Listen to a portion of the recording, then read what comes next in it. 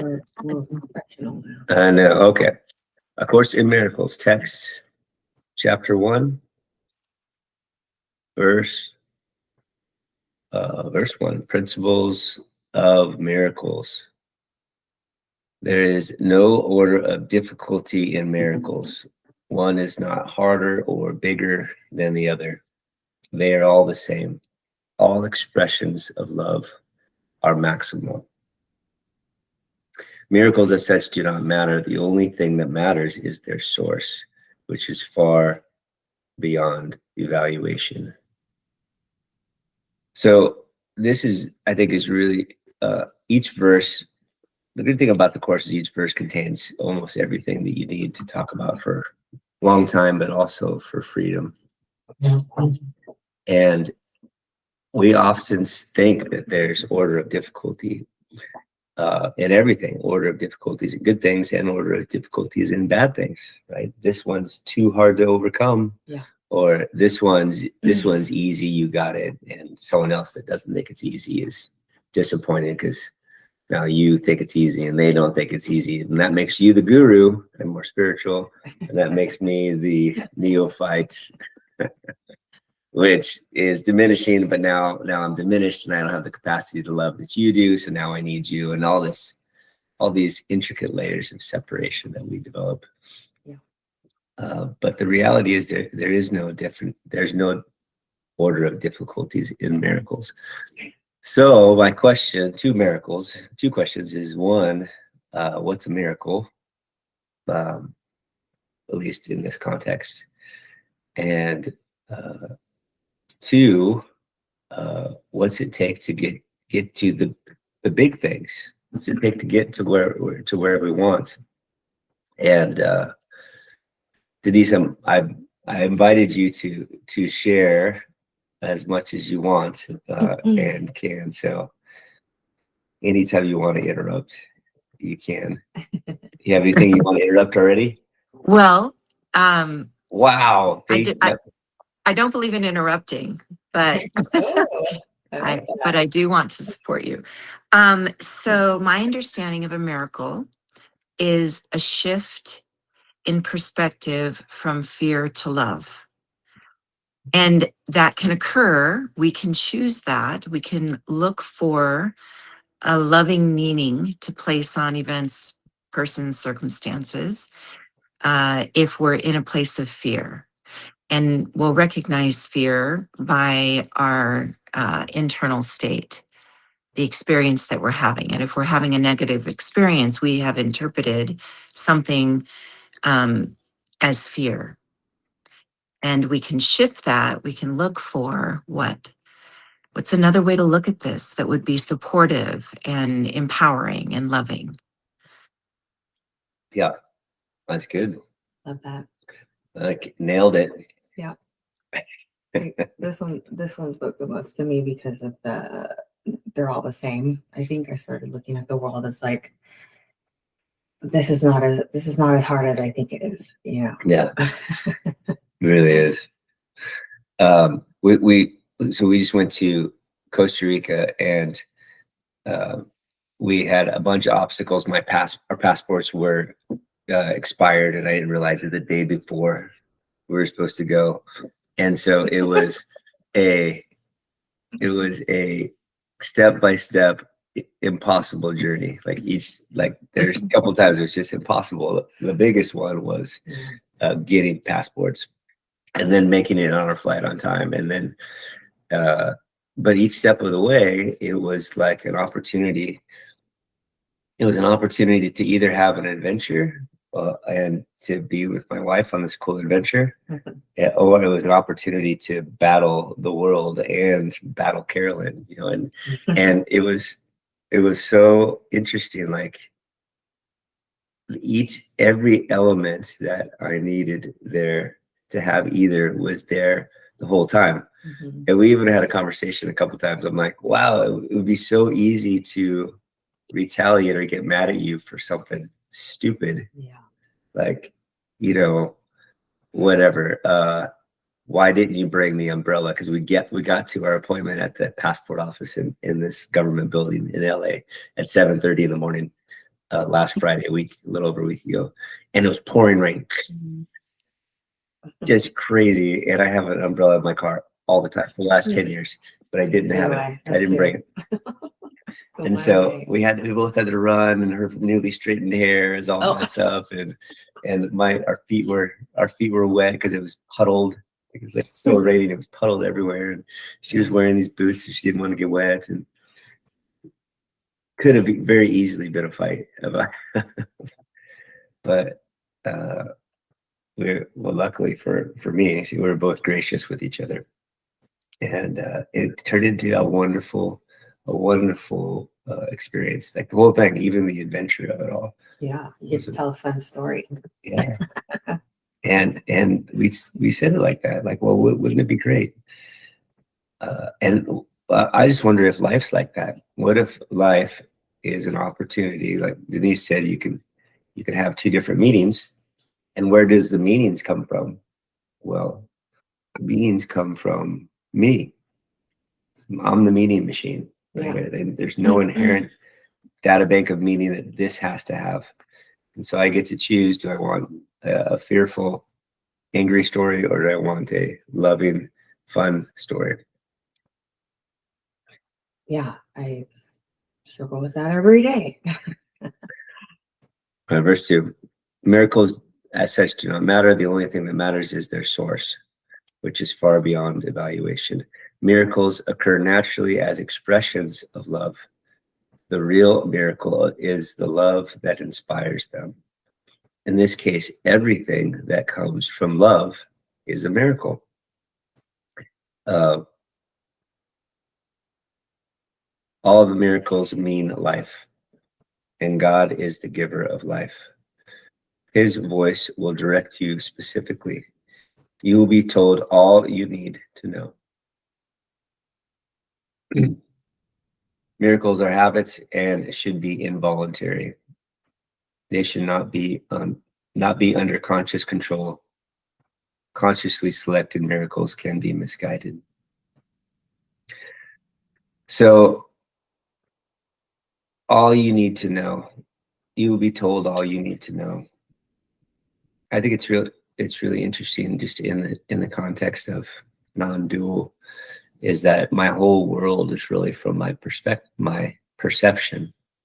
The whole world, the physical reality, from my perceptions. But just like that story, my perception of how I'm gonna have this. Do I want this adventure, or do I want to be pissed off the whole time? And I get to have both, actually, because I went back and forth between super angry to, oh, this is great, this is wonderful adventure. But everything that I need was always available, and all I need to do is choose. Do I want love, or do I want fear? And it's really interesting to me that it's not something you have to go and find. I don't have to find the right answer. I don't have to achieve, which is my inclination. I have to earn it and achieve it and win it. But it's something I have to choose. And if that's true, I already have it, or it's already available to choose love. There's no other criteria that needs to be met to be able to choose love. I don't have to get smarter or get more spiritual. I don't have to achieve more. I don't have to learn more. I don't have to get something right. I don't have to serve something better so that it accepts me more. I don't have to overpower the injustice of whatever so that now there's retribution that's been made. I don't have to do any of those things. I don't have to mediate and make sure somebody else is happy or getting along. I could choose love, which is that end result that I want to do all of those things for. The things I want to achieve for, so I can be in that peaceful, loving, satisfied state. So why do I choose crazy instead? Can I say something about that? No. So I'm gonna anyway. So But the key, I think, Jevon, is being present, being in the present moment to be able to make those choices. Because fear is about the future. What might happen if da da da, or because this person, did something mean that I interpreted as something mean. So I think in order to stop ourselves from being in a state of fear, we have to learn to be in the present moment, conscious in the present moment. That fear has even taken over. A lot of people don't even know. I would say the majority of the people on the planet don't even realize that they're operating continuously from a state of fear. Yeah. Yeah, they have the context like, oh, this is just being responsible. Right. Or Yes. whatever. So look, I'm not over me. I have an oracle deck of A Course in Miracles cards. I usually have one out every day. I mean, if it's one I want to work on for a while, I'll just leave it. I have a little stand that I put it in, and I leave it on my table. Yeah, Denise's deck, a house is Well, it's like a museum of cute spiritual things. You just walk around and be like, cool. Yeah. So this one that I've had out for about a month says, I do not perceive my own best interests. What could you not accept if you but knew that everything that happens, all events, past, present, and to come, are gently planned by one whose only purpose is your good? So if we believed that, like that would be a shift if we're in a state of fear about something or upset that something happened, then we can consider this perspective that absolutely everything that happens its only purpose is our highest good. That'll get you there. That'll get you. Oh, dang, drop the bomb right there. One of the things that was so great about the trip was Carolyn and I spent every day together for 7 days, and we just talked all day long. Yeah. And we don't do that. I don't know if we've done that for 11 years. Yeah, I don't remember the last time since I've known you that you guys have done something like that about the kids. Yeah, we don't. We're very activity based, and just I like it. It's more like a battle base. I like to battle my way through life with my fight and yell at my children. Yeah. So we did a little different this trip. Anyway, one of the things that came up was, what would you change? We had, I don't know if we're going through the Diary of a CEO cards, which those are awesome, by the way, Denise. Yeah. Yeah. It's basically these questions. It's the short version is, I want those. There's questions. Yeah, they're really awesome. Which were awesome. We just did like 4 hours of that on the plane, and then we would sit. One of the things, we're sitting in the hot springs in Costa Rica, and the question we were answering was, what would you change? What would you about change? Your life? Yeah. What event would you change if you could do it again? Or the question was something like, what do you regret doing, and if you could, would you change it, or something like that? And I think of a few different times in my life that I would love to have changed, just because it was so miserable, the thing I did. No way. One was going to Missouri. It was really miserable. One was leaving Fresno. It was really miserable. But the thing about it is, it wouldn't have led me to here. Yeah. And like my relationship with Carolyn, for example, I think is really special. She gives me a ton of grace in my crazy. And her perspective of me is, I've added so much value, and she's so thankful because she has something to compare it to, her last relationship, and me too. And so I'm like, wow, I don't know if I would want to do a different path. Yeah. It was really difficult, for sure, but this is really great. This ending where we're at is contrast. Even my choosing of her, I had no idea what I was doing. I didn't know it was going to be this good. It's like, it's way better than I thought it would be married to her, like way better. And just thinking of the choice I made, I'm like, wow, what was I thinking? It was more like, man, I feel I just can't not do it. I feel like it's time, not like I'm in love, I want to be with you. It was more, to me, it was like, I feel like it's time. I feel like this is right, which is so strange to get married to somebody, right? Yeah. I guess people do that, but here's the point. I have no idea what I was doing.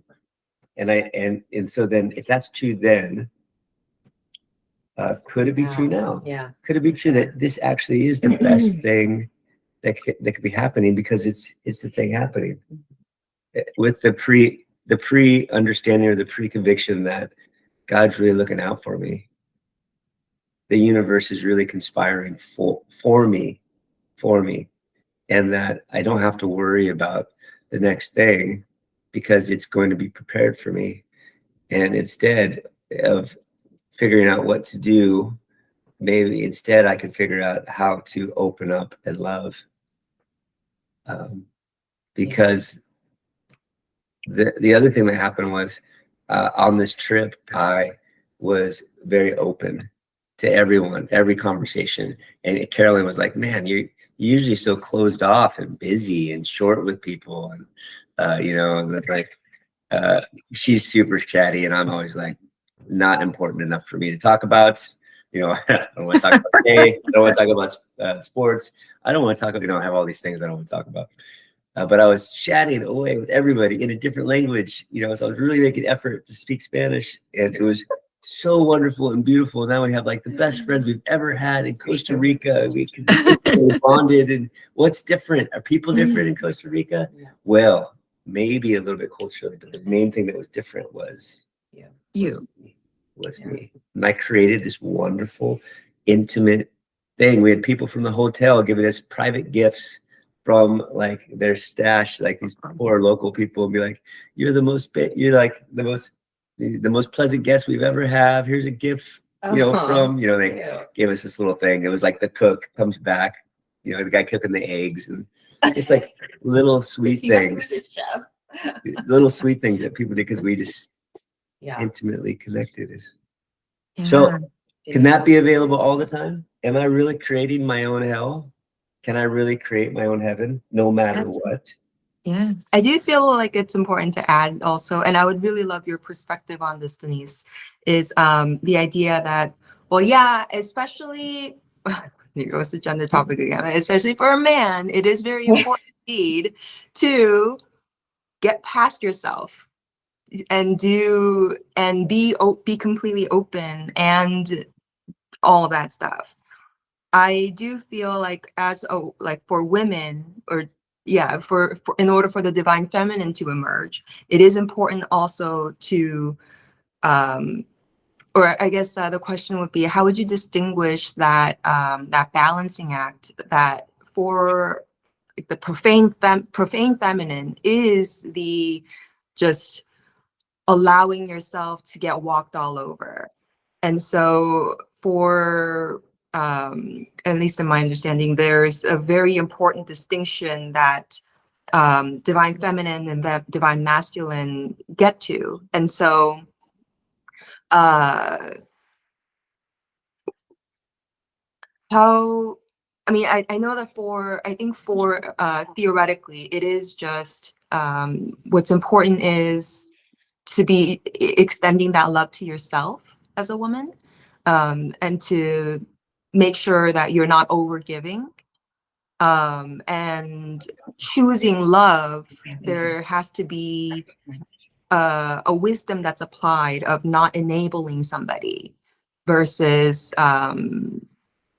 which I really don't think men have this issue very much, is when it's especially when it's a heterosexual intimate relationship, because men don't have this problem of overgiving, like stereotypical divine masculine, at least.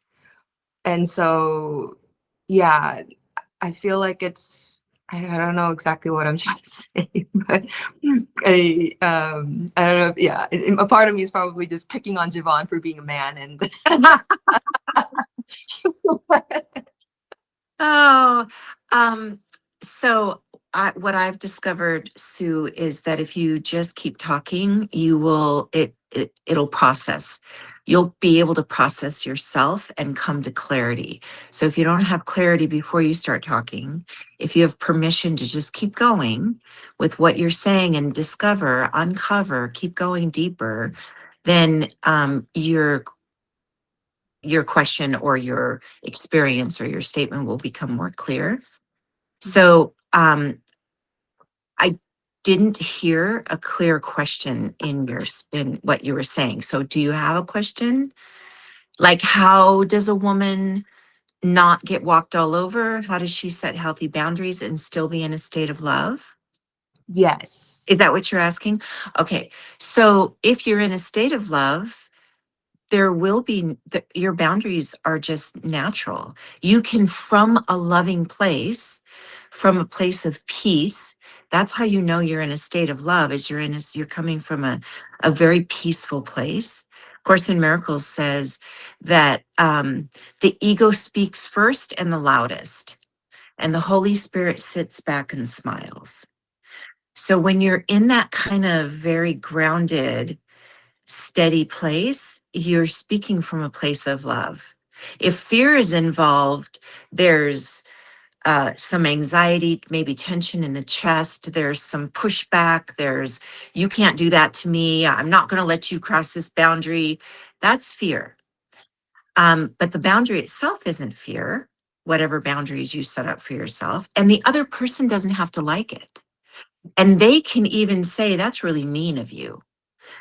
But when to thine own self be true, when you are coming from a place of your own clarity, then you can just speak what is true for you and leave it there. And they don't have to agree with you, honey. We need our own sovereignty. We are our own sovereignty. And this is true for men too. So there's lots of codependent men. Their codependency looks different. But all codependency, all that is trying to be loved. It's an attempt to be loved. And we do that. We choose codependent behaviors because our fear, so if we are choosing to be codependent, we notice it's not working, we can start digging down and looking at, well, what am I really afraid of? So if I can share just one more thing, Course in Miracles in the manual for teachers, which is in the back. I don't know if you ladies have explored that area yet. It talks about the characteristics of God's teachers, and we're all God's teachers. But as these characteristics develop, this ability to be a major player and influencer in shifting the world from fear to love is what takes place. So the very first characteristic is trust.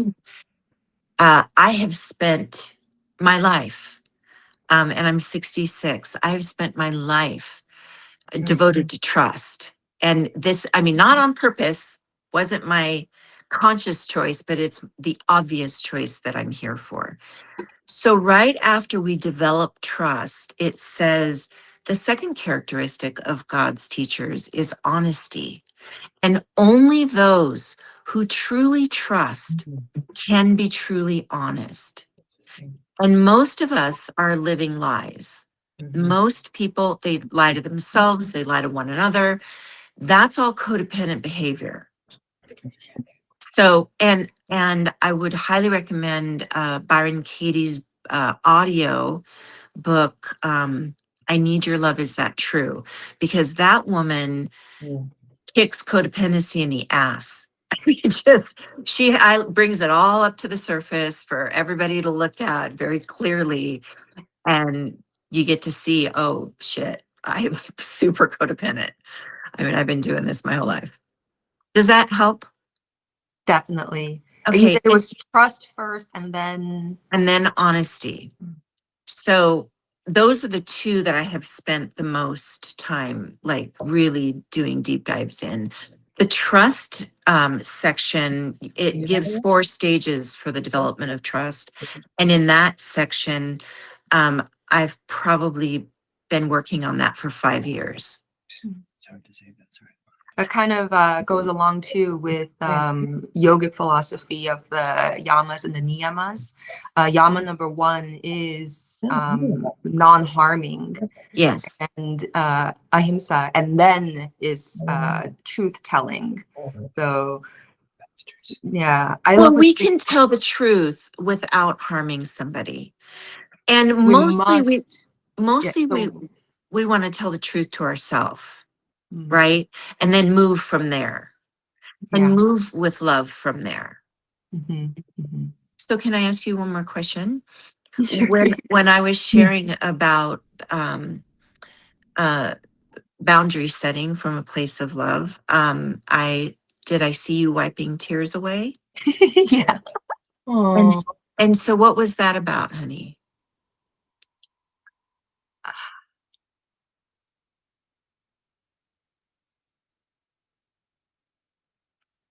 I think I'm just realizing how little I know myself. Yeah. Just that. Yeah, and the guilt, I guess, of projection also. Yeah, we all do it. Well, that's a beautiful insight. Yeah. That's beautiful. So I would work with that, with the Holy Spirit. Like, what is this about? And to help you understand yourself better. Mhm. I Thank love you. that. Good job. Thank you for sharing. Yeah, thanks for sharing. Both of you. Anybody else want to share? Well, I think it's a beautiful thing to see increased awareness, what it does. That increased awareness is kind of like shining light on a wound, because light on something that's hurting, organically hurting, has healing properties. With nothing else, just light. I mean, there's of course things that won't cure from just being in the sun, but it is healing.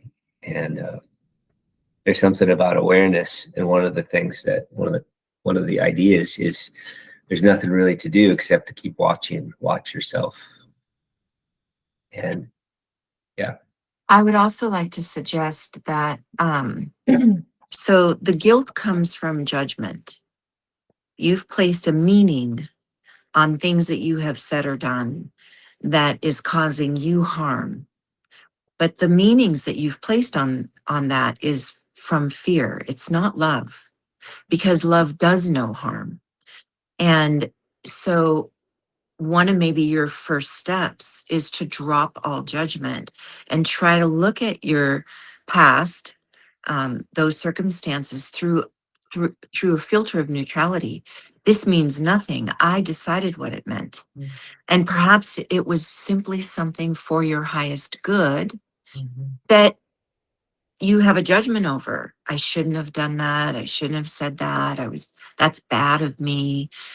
But that's all coming from judgment. And so when we can learn to look through our choices through the eyes of like curiosity, like, oh, that's interesting that I did that. I'm so curious what that was about.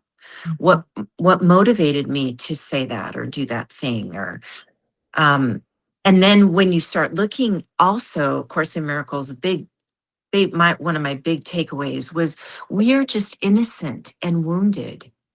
We're innocent. And none of the things that we have judgment over have anything to do with eternity. Nothing. They are not our eternal self. They are not who we really are.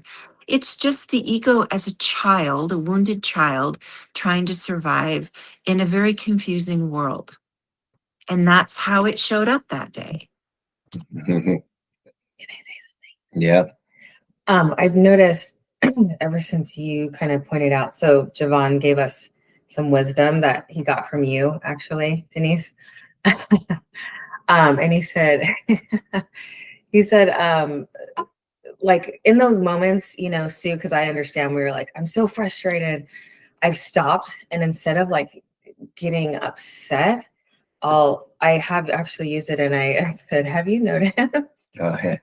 I noticed. And it's funny, but like when you start asking the questions, or like, you know, what did you mean by that? Like I've noticed when I pause and ask them to explain more instead of me just like attacking and going after, I've been catching myself and stopping and asking more of an explanation from them. Yeah, increased understanding. It's wonderful. Wonderful. Yeah. Yeah. I, Yeah, you know, we can go so deep with questions. so deep. Yeah. Speaking of questions, I want to hear from you, Denise. I think it would be applicable to a bunch of past conversations that we've had just together, us ladies, us bad bitches. Is the context of the start of your relationship and now marriage with Joe, and how you committed and you told him that you will never make him bad, and giving him 100% freedom to do whatever he wants, even in the conversation of I want to go sleep with other women, and how you engage with that, like, and then also still having the freedom that he could do whatever he wants and he could never be bad and you will never punish him. And then how do you navigate that while having your life that you want to have, because it's not okay with you for him to go sleep with other women, for example. Like, how the heck do you have how can you be okay with everything and be in love when these fuckers don't do what they're supposed to do? Well, because only fear is controlling. Love is freedom. Love is synonymous with freedom. And how do I know what's in Joe's best interest? Maybe he needs to have other sexual relationships. Maybe his life path isn't with me for the rest of our life, but only for a period of time, which, you know, I could go into the whole thing about marriage, but not, I mean, I'm an advocate. I love being married. I love being a wife. I love the image. That's a false identity, but it's one that, you know, I wear and I like it. So how You're married? Yeah. Okay. So how I learned this, and Sue, this may help you too with boundaries, is in the beginning of our relationship, I invited him to be entirely authentic, because in the beginning of relationships, the majority of the population are not. They have on their best face. They're, you know, women might be made up all the time. They're just on their best behavior. They're super nice and kind and da da da da. And often the relationship changes to authenticity down the road, and then we wonder what happened.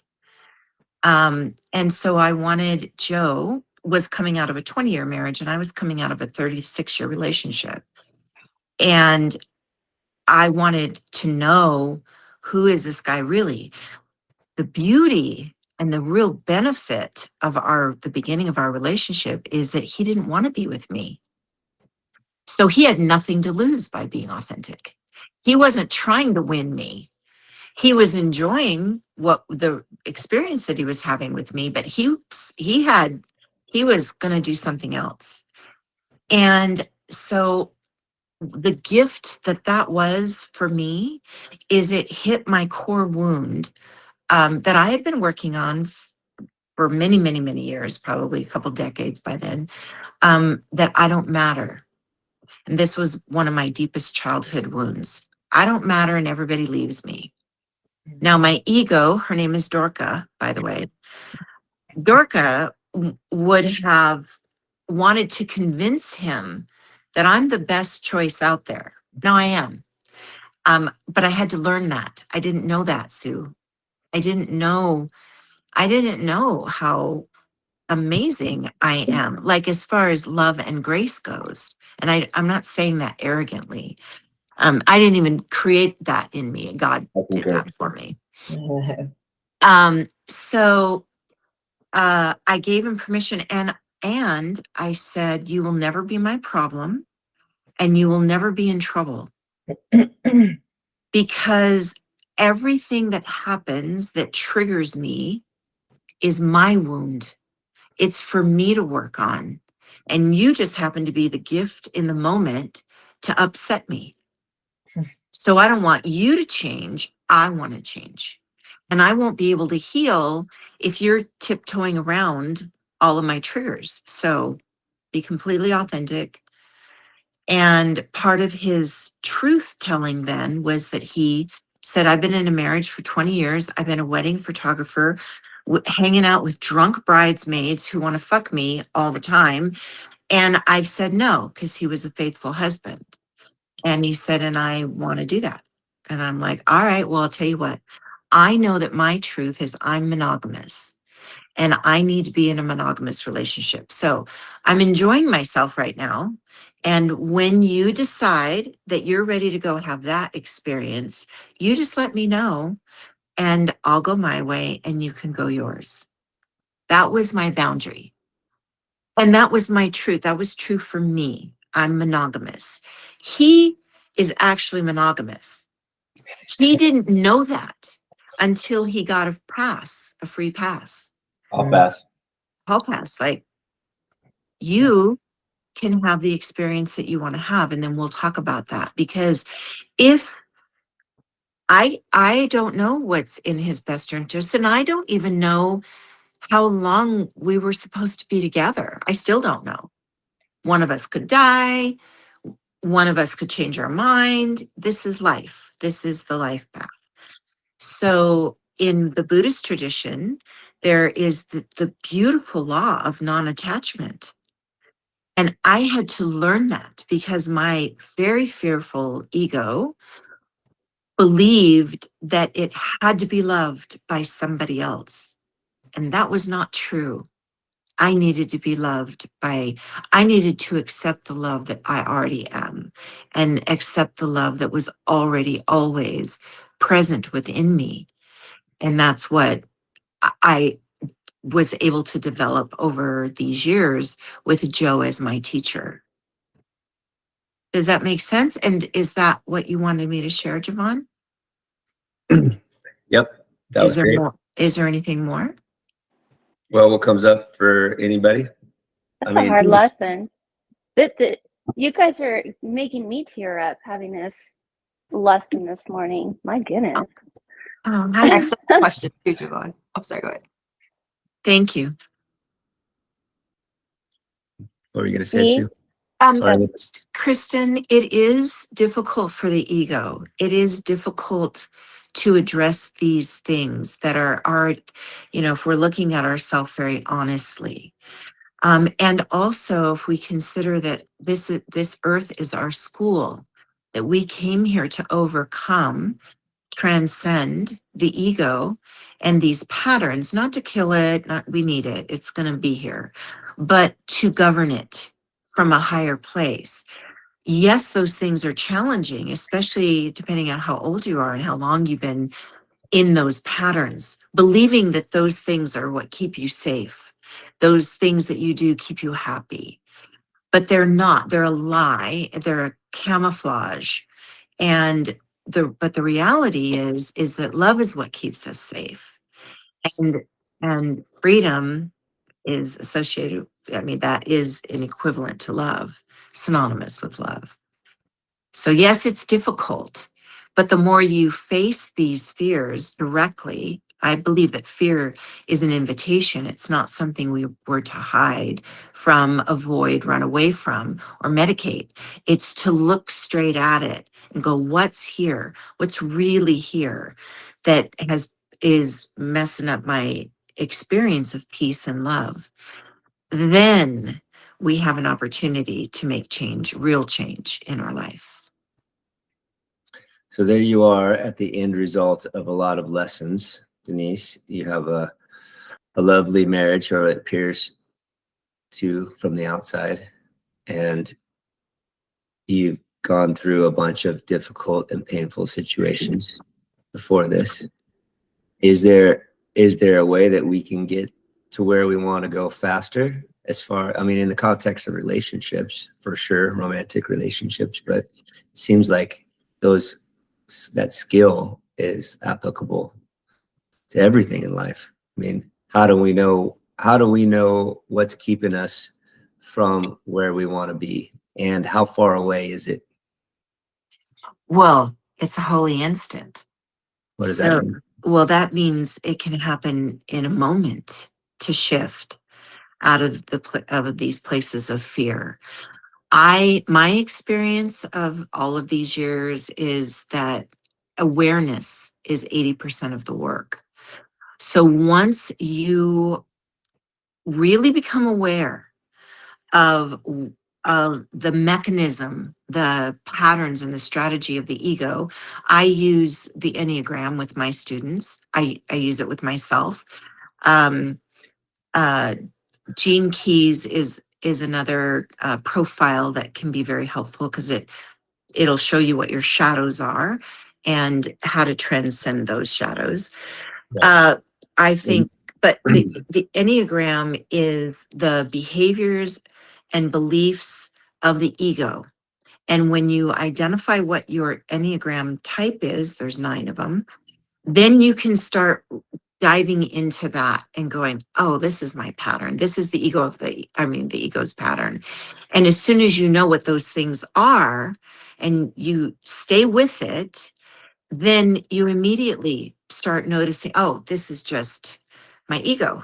I'm just in ego right now. And you can stop it then. But if you don't have awareness, you can't stop anything. You're in the matrix, you're plugged into a program, and you're deaf, dumb, and blind to it. Mhm. I can understand that. I had changed a lot of who I am since September when everything happened. And I'm noticing my ego has changed. I'm well aware of it. But it's hard because I know that when I get healthy again, I'll probably change back. But right now I'm living in fear. So I don't know. Like, I fight with my husband all the time. I fight with my kids all the time, my family, my friends. And I'm noticing that I'm turning into like a slightly, I don't want to say an ugly person, but I am living in fear at the moment. And it's causing a lot of issues. Mhm. Yeah. What's your fear, Kristen? I mean, She did- so I'm going through cancer, chemo and radiation, and I'm just scared. I'm not healthy. I can't work out. I have to constantly cancel all my trips. I can't take my kids anywhere. Um, but it's causing like I don't know. I want to say resentment. Um, like I had just booked a trip for New Year's Eve, and I had to turn around and cancel it because I have radiation that whole week. So I can't go on any trips. My kids can't go on any trips. My husband stays home with me. And all I'm doing is fighting with everybody. But that isn't who I really am. Of course not. Of course not. Your true identity is love. You're the manifestation of God's idea. So no, that's not you. And yes, fear, and it's more intense for you. You're far more aware of the fear of I'm is it death? You're afraid of death or being limited in your life? I'm not afraid of death. I've actually never even thought about that, even going through this whole thing. I think what I have is I'm in denial that I'm going through it. Um, but like since I am limited, and I'm noticing now that I'm a little bit more limited, and I wasn't taking any of my medication. Now I'm taking my medication. I never wanted to, but I have medicine for a reason. I should be taking it. But this has changed who I am. Like the ego thing, everything is I'm just not who I have been for the past 47 years of my life. Um I'm a different person. Like I have a lot of hate and anger in me, and I'm projecting that. So I'm not showing the love that I have for myself, the love that I have for my family. It's just frustration and hate. Okay. Like I fought with my husband all weekend long. It was horrific. It was really bad. And I'm not that person, but Okay. I'm putting everything on him. Yeah. Yeah. So I'm going to make I'm going to make a comment, and I want you just to consider to try this on. So is it possible that you just can't, that you are angry, that there are resentments that aren't around this, that have been buried, that are being exposed now because you are limited, because you can't do everything that you want to be able to do or used to be able to do. And you can't push down the anger and the frustration, the disappointment, whatever, the judgments. Like you can't hold them down anymore because you're in a weakened state, but that they have been there. Is that possible? I think, yeah, you're Oh, pretty good. You're pretty okay. Okay, honey. So stay with me on this.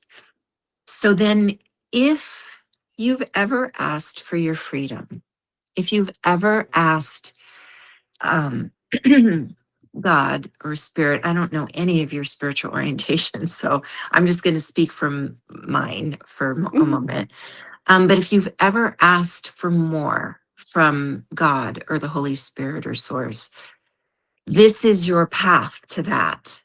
So the way that we get our freedom, the way that we experience our true identity, which is this place of love, the roots have to be pulled up from the bottom. And if we've never looked at them, if we've been really good at avoiding, hiding, medicating, even with activity, our suffering, our fear, our judgments, if we've been really good at that, then it takes bigger things to bring them to the surface. So this is likely the classroom that you signed up for, because what you want is on the other side of this experience, what you really, really want. Not to just be comfortable, not to just be, a nice lady or whatever the image is that you have held up. You don't want that. You want to be authentically you, which is your true identity, which is love. You have to get rid of these things that are in there that have never been identified or exposed. And cancer is the path for you. For some people, it's the death of a child. For some people, it's the death of a marriage, or a parent, it can be catastrophic things. For some people, it's much more minor that they will move into this awakening. But for you, and just consider this you don't have to agree with me.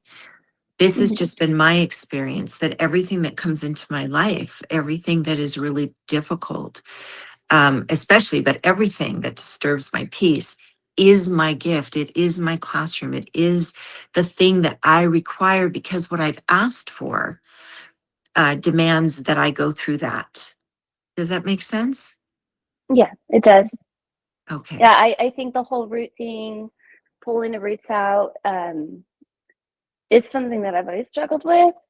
And that's probably like I'm coming out as a different person right now, because I have not faced and dealt with what do we call that? The inner child Yeah. of even past trauma. Yes. things that you just kind of walk away from and you don't deal with the whole situation. And I've Yes. had a lot of past trauma, but I've always been really good at just tucking it away and carrying on and being this amazing person. And I haven't like faced a lot of things growing up. Yes. So here's your classroom. Here's the course you signed up for. So embrace it that way. What are you here, Cancer? What are you here to teach me? Chemotherapy, what are you here to teach me? What do I need to look at?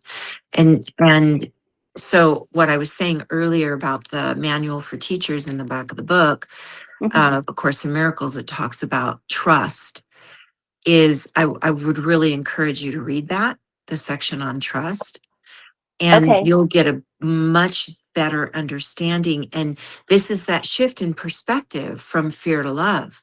If this is the most loving thing that could happen to me, because what I need is to get rid of this shit that I have been really good at pressing down. That's what makes most of us sick, Kristen. Almost all Probably of what us. caused my cancer. Yes, honey. Yes, of course.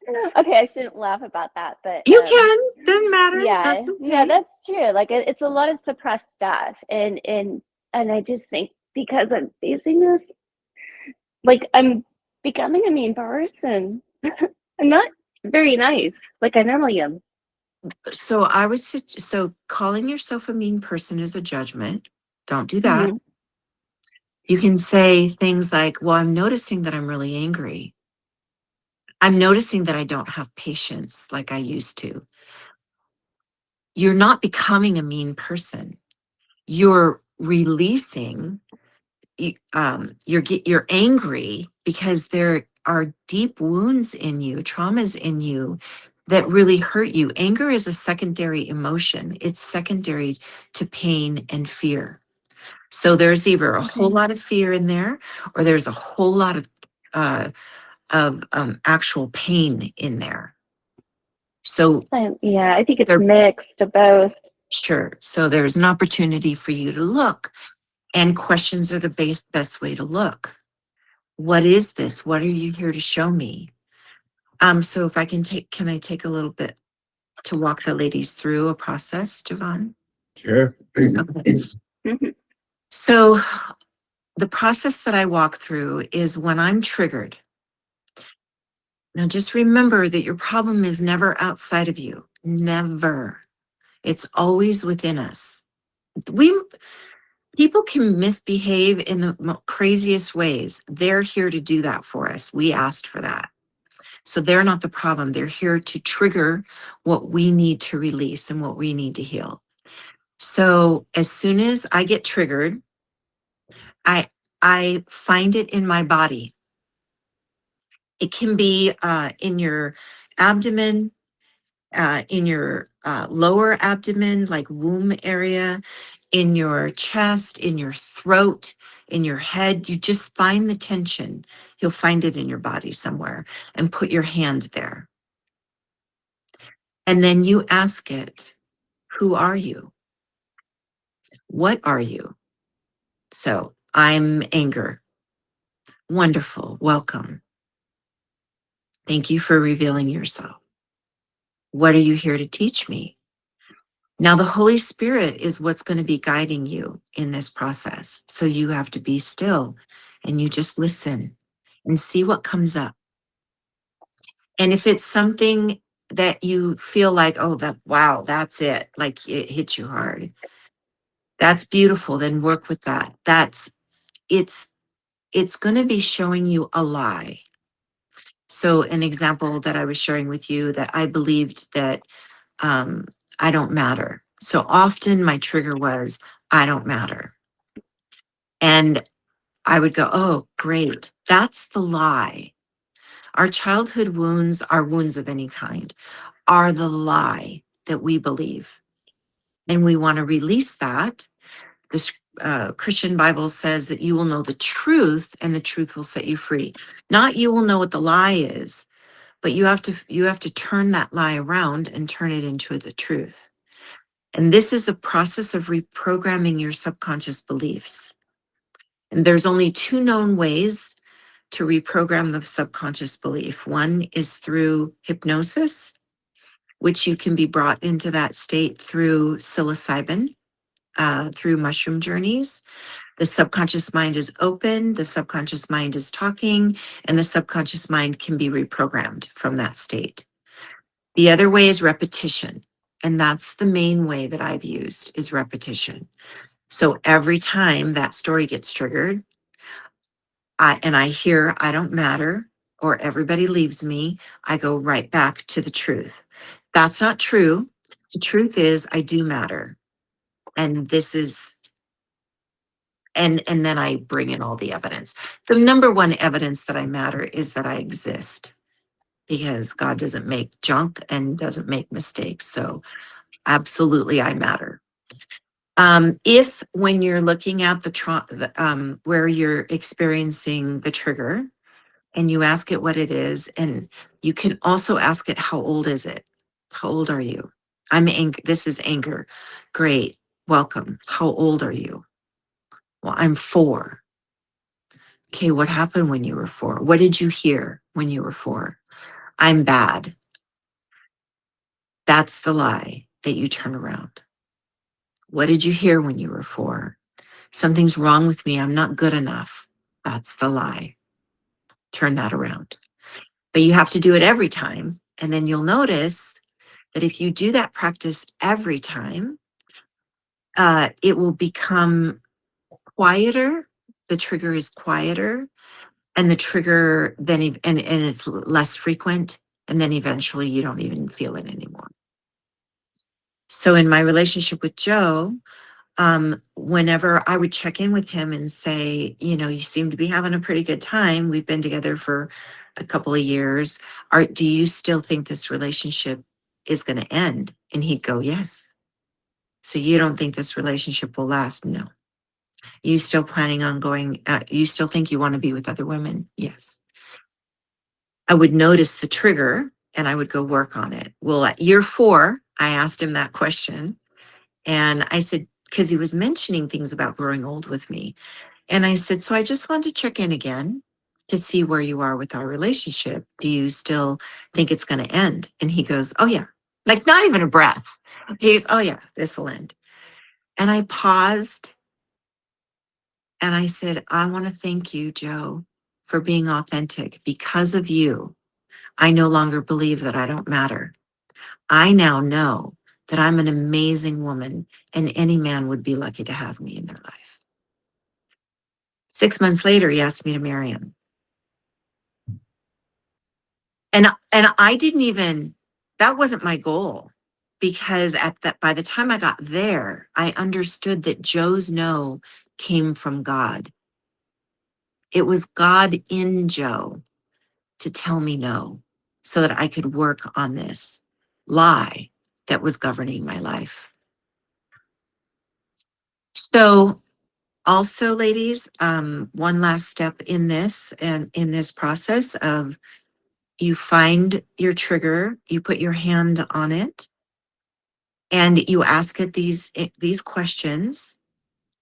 If you still feel disturbed, if you still have anxiety, or there's still a tightness, or you're still angry, whatever it is, then you just keep your hand on it and you just watch it with your mind's eye.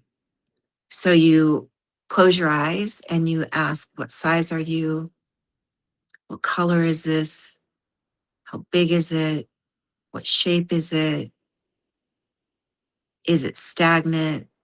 Is it dense? Is it moving? You stay with the experience of the emotion, of the energy in your body until it's gone. And it will leave you all by itself. You don't have to try to be happy. You don't have to try to be nice. You just allow this energy to move through you, kind of like a cloud going past in the sky. But if you do it with your mind's eye focused on this area and looking at the energy, the mind can only do one thing at a time. So if it's focused here, it can't be telling stories. And the stories are what keep us trapped in the emotions or in the energy of that experience. Okay. I'm done now. Is that enough? It's unfortunate to not be able to live with Denise all the time. Aww. Denise is spent her life serving people. It's part of her temperament, thank God. Her downside and her true expression. And so thank you for your service, Denise. Thank you for loving us. Thank you for loving me. If any of us, I know that I'm making this offer, I'm sure it's, correct me if I'm wrong, but you're definitely available to be reached out to in different ways. Denise does coaching. Denise does retreats, which is the main one of the main ways. She Yeah, we're gonna go. Yeah, and so I know. That I'll sounds share like with. fun. I'll text you her contact info. I think I shared her website already. Is that right? Yeah, I checked it out. That's why I want to go. Yeah. So you know, she can be your mother as well. She's a great one and great friend and so pretty. Ah, thank you. Yes, yes. Inside and out. Thank you. Well, thank you for your Mhm. time. This was beautiful for me too. Mhm. Thank you, Well, thank good. you. Well, you're welcome to pop on any of these, Denise. And Yeah, special guest. we're coming to the end of our time. Some of us got to get ready, and some of us got to go quit our job. Ha! Stop. What? How exciting. Are you for real? Yep, 8:30 a.m. What? Stop it. Oh my gosh. I'm so excited for you. Terrified. For Let your us know if highest you good. need let us know if you need anything. All right. Yeah, like Please. money for the next. Yeah. Anybody put me on payroll? Yeah, we'll put you on payroll. Oh, we're excited for you. Yes. I'm All so right. curious where this is all going to go. So that's one of the tools that I use is when fear comes up about something like what he's doing, is just get curious. I'm so curious why I feel inspired to quit my job. I'm so curious how God is going to show up. I'm so curious what the story is going to be. It's going to be a fabulous story. And Yeah. I'm so curious how that's all going to unfold this new chapter of your life. Amen. Curious. Me too. Me All three. right. God bless y'all. Okay, Bye, guys. Have everyone. a good Bye, day. Happy ladies. Monday. Bye, Denise. Thank you so See you Happy much. Friday. Monday. Bye.